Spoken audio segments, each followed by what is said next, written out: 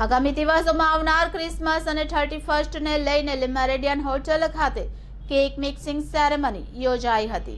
આગામી ક્રિસમસ અને 31st ને લઈને આજ રોજ શહેરની ખ્યાતનામ લે મેરેડિયન હોટલ ખાતે કેક મિક્સિંગ સેરેમનીનું આયોજન કરવામાં આવ્યું હતું। હોટલના ચીફ શેફ શશિકાંત રાઠોડે જણાવ્યું હતું કે સમગ્ર વર્લ્ડમાં આ પરંપરા રહી છે કે ક્રિસમસ પહેલા ઓક્ટોબર અને નવેમ્બર મહિનામાં કેક મિક્સિંગ સેરેમની યોજવામાં આવે છે, જેમાં ડ્રાય ફ્રૂટ સમેત કેક માટેની જરૂરી સામગ્રીઓ મિક્સ કરવામાં આવે છે।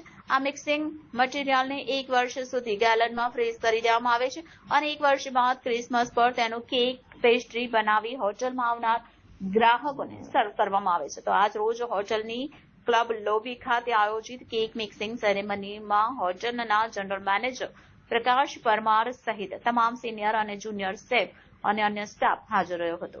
મારું નામ શેફ શશિકાંત રાઠોડ, ઓરેન્જ મેગાસેસ LLP સુરતથી વાત કરું છું। આજે આપણે જે એવરી યર આપણે ઓક્ટોબરથી નવેમ્બર મહિનામાં જે કેક મિક્સિંગનો જે પ્રોગ્રામ કરીએ છીએ, આ વખતે કેક મિક્સિંગનો પ્રોગ્રામ છે જે આપણે સેલિબ્રેશન ઓલ HODs અને ગેસ્ટ જોડે કરી રહ્યા છીએ। આજે કઈ પ્રકારનું મિક્સિંગ કરવાનું, આ મિક્સિંગમાં કઈ જગ્યાએ ઉપયોગ લેવામાં આવે?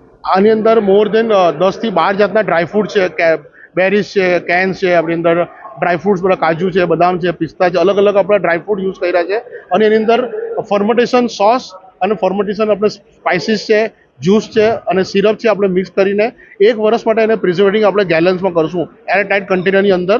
અને આ આપણે 2025માં ડિસેમ્બર મહિનામાં 24 નાઇટ થી 31 નાઇટ સુધી આપણે કેક, પ્લમ કેક અને મફિન્સ વગેરેમાં આપણે બનાવીને આપણે પ્રેઝન્ટ કરશું ગેસ્ટ માટે।